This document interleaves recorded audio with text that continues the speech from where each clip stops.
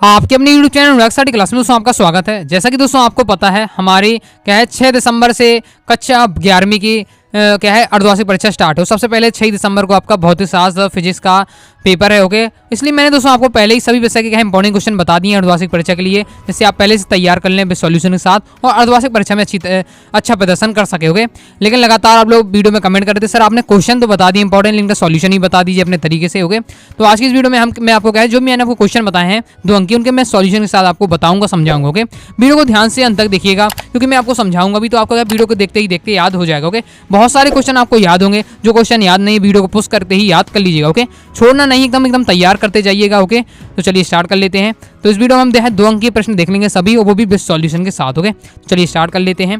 तो पहला दोस्तों हमारा क्वेश्चन है विमीय विश्लेषण की सीमाएं क्या है। ओके, मतलब अक्सर ये पेपर में आता है। ओके, तो ये लगातार पेपर में आता है त्रैमासिक अर्धवार्षिक। ओके, सिलेक्टेड क्वेश्चन है, इसे आपके जो चैप्टर है उनमें से 3 से 4 हर चैप्टर में सिलेक्टेड क्वेश्चन। ओके, उसी से अक्सर पेपर बनता है। ओके, इसलिए अच्छे से तैयार कर लीजिएगा। विमीय विश्लेषण की सीमाएं क्या है। ओके, तो विमीय विश्लेषण की 3 सीमाएं हैं, 2 अच्छे से तैयार कर लीजिएगा और तीनों याद कर लीजिएगा। ओके, पेपर में एक भी भूल जाती है तो 2 तो आपको लिखना ही है। तो क्या है विमीय विश्लेषण की सीमाएं कि इस विधि में क्या है बीमाहीन राशि का मान ज्ञात नहीं किया जा सकता। ओके, फिर नेक्स्ट है इस विधि में त्रिकोणमिति लघुवर्तीय आदि वाले समीकरण को ज्ञात नहीं किया जा सकता। नेक्स्ट है इस विधि में ऐसी नियतांक का मान ज्ञात नहीं किया जा सकता जिसमें क्या है बीमा होती है। ओके, चलिए आगे देख लेते हैं। आगे नेक्स्ट क्वेश्चन है विमीय विश्लेषण के उपयोग लिख, बहुत ज्यादा महत्वपूर्ण। ओके, और आपने त्रैमासिक परीक्षा में देखा होगा, इनमें से क्वेश्चन जरूर आया होगा। ओके, विमीय विश्लेषण के उपयोग देख लेते हैं।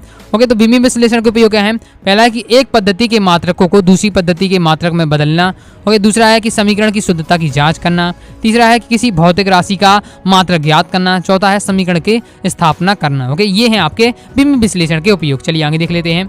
आगे दोस्तों नेक्स्ट क्वेश्चन है एक वस्तु का प्रारंभिक वेग से ऊर्ध्वाधर ऊपर की ओर फेंका जाता है, अधिकतम ऊंचाई पर वस्तु का वेग तथा त्वरण ज्ञात कीजिए। तो ये आपका हो जाएगा।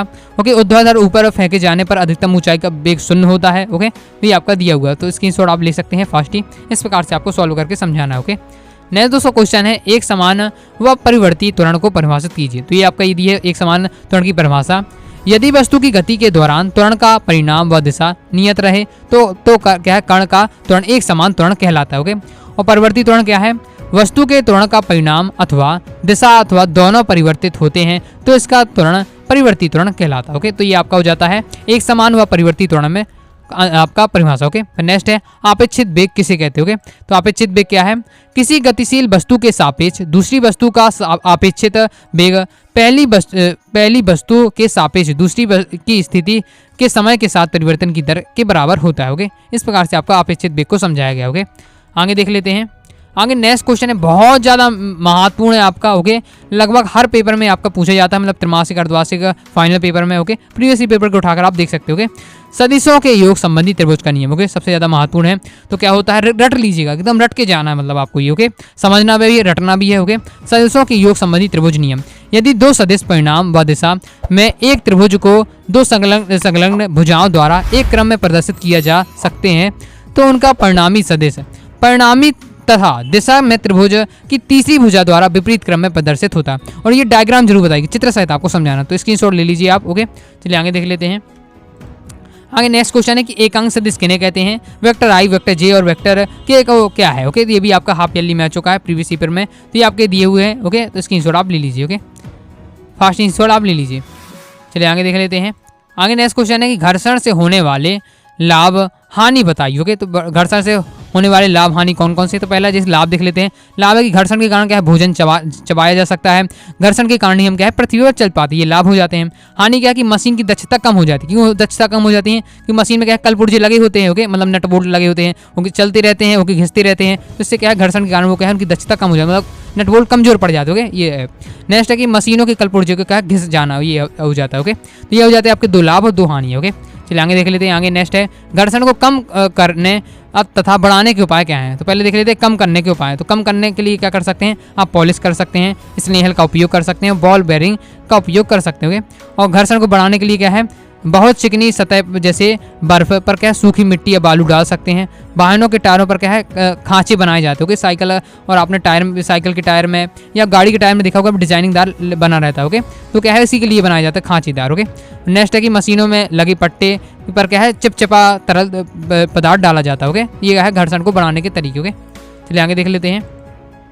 नेक्स्ट दोस्तों हमारा क्वेश्चन है, क्रिकेट में खिलाड़ी कैच लेते समय अपने हाथों को पीछे की ओर क्यों खींच लेते हैं? इंपॉर्टेंट है, तो आपको आंसर में बताना है क्योंकि खींच लेता है, क्योंकि इससे समयांतराल समयांतराल डेल्टा टी अधिक होता है, अतः बल एफ का परिणाम कम होता है, जिससे क्या है उसके हाथ में चोट लगने का भय नहीं रहेगा। ओके, चलिए आगे देख लेते हैं। आगे नेक्स्ट क्वेश्चन है, ये भी इंपॉर्टेंट है, प्रीवियस ईयर में आ चुका है। लॉरेन लाल मूवर को धकेलने की अपेक्षा खींचना क्यों आसान होता है? ओके, तो देख लेते हैं, क्योंकि क्या है धकेलने की अपेक्षा खींचने में क्या है घर्षण बल कम लगता है, तो वो केवल क्या है घर्षण बल का सिद्धांत है इसमें। ओके, नेक्स्ट है संवेग संरक्षण का नियम। ओके, तो क्या है, यदि किसी निकाय पर कोई बाह्य बल आरोपित नहीं होता है तो उसका कुल रेखिक संवेग संरक्षित होता है। ओके, अब रेखिक संवेग उसका संरक्षित है, इसलिए क्या है इसे संवेग संरक्षण का नियम कहते हैं। ओके, ये हो जाता है आपका संवेग संरक्षण का नियम। इंपॉर्टेंट सभी क्या है आ चुके हैं प्रीवियर में, इसलिए मैं आपको बता रहा हूँ। ओके, एक और इस प्रकार से क्वेश्चन पूछा जाता है कि कोणीय वेग किसे कहते हैं, इसका सूत्र लिखिए। ओके, तो ये क्या है, कोणीय वेग क्या है, वृत्तीय गति में समय के साथ कोणीय विस्थापन की दर को कोणीय वेग कहते हैं। इसे क्या है ओमेगा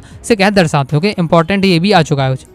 चलिए आगे नेक्स्ट क्वेश्चन देख लेते हैं। नेक्स्ट क्वेश्चन है, स्मॉल जी और कैपिटल जी में अंतर बताइए। ओके, जो स्मॉल जी है वो क्या है, वो सार्वत्रिक गुरुत्वाकर्षण नियतांक है। जो आपकी स्मॉल जी है जो आपका वो क्या है आपका पृथ्वी के आकर्षण के कारण वस्तु का त्वरण है। ओके, नेक्स्ट है कि जो कैपिटल जी है वो एक अदस्य राशि है, जबकि स्मॉल जी आपके सदस्य राशि। ओके, तो ये हो जाता है आपके स्मॉल जी और वेक्टर जी में आपका अंतर। ओके, नेक्स्ट है आपका द्रव्यमान तथा भार में अंतर। ओके, इंपॉर्टेंट दो तैयार कर लीजिएगा।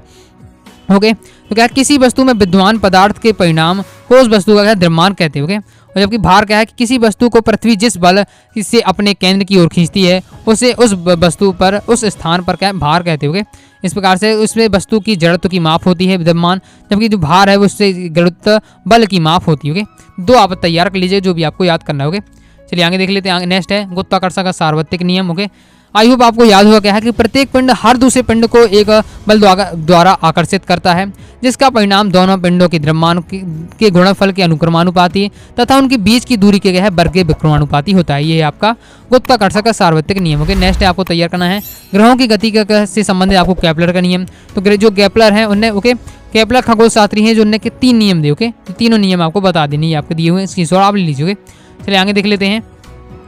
आगे नेक्स्ट क्वेश्चन है तापीय प्रसार क्या है। ओके, तापीय प्रसार क्या है, तापीय प्रसार है जब भी ठोस द्रव और गैस को किसी भी तापमान पर गर्म किया जाता है तो वे अपना आकार बदलना शुरू कर देती हैं। उस प्रक्रिया को क्या है तापीय प्रसार कहते हैं। ओके, ताप मतलब क्या है गर्म होना, प्रसार मतलब क्या है बना विस्तार करना। तो कोई धातु इसमें गर्म करेंगे तो क्या है अपना फैलती जाएगी। ओके, तो ये हो जाएगा आपका तापीय विस्तार। ओके, चलिए आगे देख लेते हैं। जितने मैं इंपॉर्टेंट क्वेश्चन बता दूं कि पीडीएफ आप डाउनलोड करना चाहते हैं तो आप अपनी वेबसाइट anuagasaticlasses.com से आप प्राप्त कर सकते हो। कि बस गूगल पर जाइएगा, अनुरागा साटी क्लासेस सर्च करिएगा, सबसे पहले वेबसाइट आएगी, ओपन करिएगा तो आपको क्लास 11 के इंपॉर्टेंट क्वेश्चन वही ऑल सब्जेक्ट के आपको इंपॉर्टेंट क्वेश्चन मिल जाएंगे।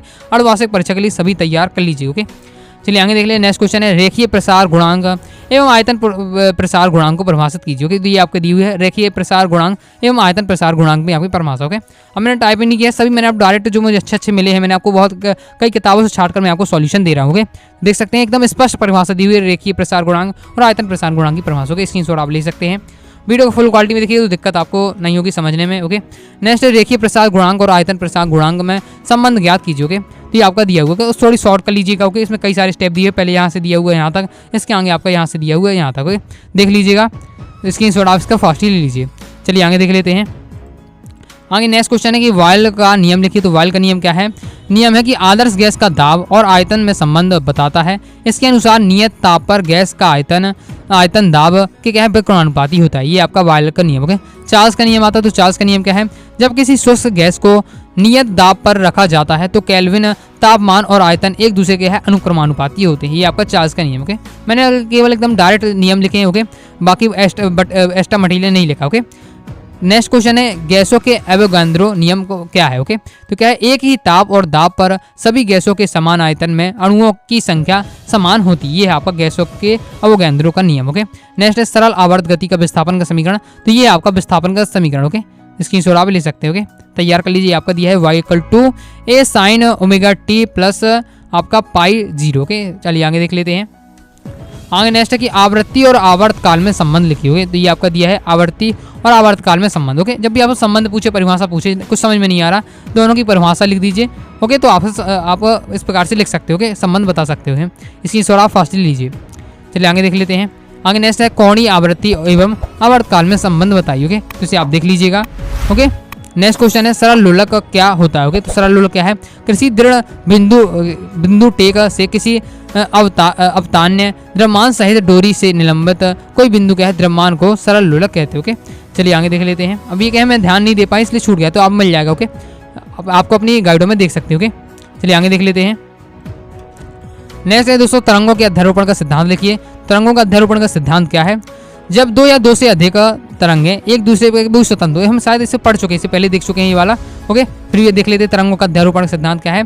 जब दो या दो से अधिक तरंगें चलें, ओके, और वो भी स्वतंत्र, ओके, तो आकाश में एक ही क्षेत्र में गुजरती हैं, तो किसी दिए गए क्षण पर उस क्षेत्र में किसी कण का परिणामी विस्थापन व्यष्टि तरंगों के विस्थापनों के बीच गणितीय योग के बराबर होता है। यह तरंगों का अध्यारोपण का सिद्धांत कहलाता है। ओके, ये क्या रिपीट हो चुका है क्वेश्चन। ओके, इससे पहले हम देख चुके हैं। फिर प्रगामी तरंग क्या है, इसकी विशेषताएं पूछी जा सकती हैं। इस प्रकार से आप प्रगामी तरंगों को समझा सकते हैं, या डायरेक्ट आप क्या है 2 लाइन की परिभाषा लिख सकते हो। ओके, इसलिए शॉर्ट लिख लीजिए। मैं आपको आइडिया दे रहा हूँ किस प्रकार से आपको क्वेश्चन देखना है और याद करना। ओके, नेक्स्ट प्रगामी तरंग। ओके, तो आप प्रगामी तरंग की ये आपकी दी है परिभाषा। ओके, तो आप मतलब ये पॉइंट विशेषता रूप में दी हुई है, आप डायरेक्ट परिभाषा याद कर लीजिएगा 2 लाइन की। ओके, तो ये हो जाते हैं अपने क्लास 11th फिजिक्स के अर्धवार्षिक परीक्षा के लिए महत्वपूर्ण प्रश्न। ओके, इस वीडियो में मैंने आपको 2 अंक के महत्वपूर्ण प्रश्न बताए हैं विद सॉल्यूशन के साथ। आगे की वीडियो में आपको 3 अंक के और 4 अंक के महत्वपूर्ण प्रश्न बताऊंगा विद सॉल्यूशन के साथ। ओके, आई होप दोस्तों आपको वीडियो पसंद आएगी। वीडियो पसंद आए वीडियो को लाइक करके चैनल सब्सक्राइब जरूर करिएगा। ओके, ऑब्जेक्ट क्वेश्चन भी चाहिए है तो कमेंट बॉक्स में आप जरूर बताइएगा। और टेलीग्राम चैनल को ज्वाइन किया, टेलीग्राम चैनल को ज्वाइन कर लीजिएगा, व्हाट्सअप चैनल को ज्वाइन कर लीजिएगा, डिस्क्रिप्शन में आपको लिंक मिल जाएगी। ओके, तो मिलते हैं नेक्स्ट वीडियो में, तब तक के लिए बाय बाय।